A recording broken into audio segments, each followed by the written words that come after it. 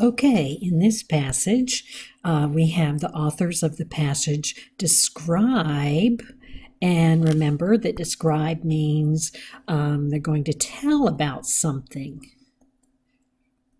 They're going to explain something for us. Ed Young, and it looks like Ed Young, of course, is going to be the person in the story or in the passage that we're going to be reading. As a deeply thoughtful man. Okay, and it's in quotations because that's taken from the story. So it says the authors of the passage describe Ed Young as a deeply thoughtful man, and it's in quotations because that is taken from the passage or from the story. And it says to write an essay, and of course that's what you have to do, and analyzing how the authors support this statement. So we've got here analyzing how is our thinking skill. This is what we have to do. This is our thinking. The authors support this statement.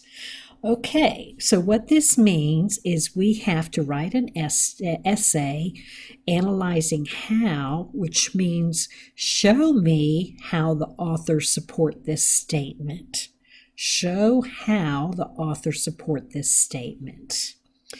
Give examples of how the authors support this statement. So that's a pretty good way to write it. Give examples. So this is a very easy one to set up. Remember that when you work with your TDA prompts and you have to give examples and use evidence from the text, that evidence can be things like quotes. It can be things like statements or sentences. It can be facts. It can be so many different things.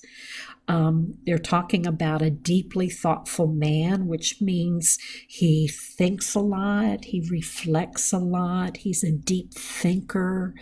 So there possibly will be a lot of quotes in here or a lot of statements where they talk about things that he did. So I think we're good with quotes and statements. And then you write, as you find them, what some of these quotes and statements are.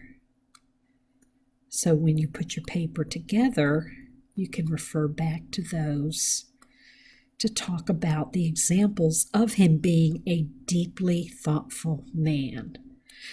So the ones you choose have to be examples of him in deep thought. Something that, and that means, not something that's not just a regular thought, something that it's like you're really thinking hard. You're thinking, it's taken you into a level of thinking that people normally would not go into. You're looking at a pen or a pencil and you're really thinking like you wouldn't think every day about a pen and a pencil. You're thinking of all the different ways you can use it. You're thinking of how it's made instead of just it's for writing. You might be thinking of a deep thought about a pen or a pencil might be why it works, how it writes like it writes, why some pencils work the way they do, why, who invented the pencil, how you get a pencil to have the kind of flow it has. You just think about it in longer and deeper, more questions about it. You might make analogies about it. You might come up with lots of questions about it.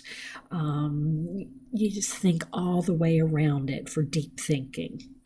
So that would be an easy way to set this particular prompt up in terms of thinking what the question or what the prompt is asking for. So maybe that will work for you. This one would definitely work for me. Give it a try, and I'll see you on the next one.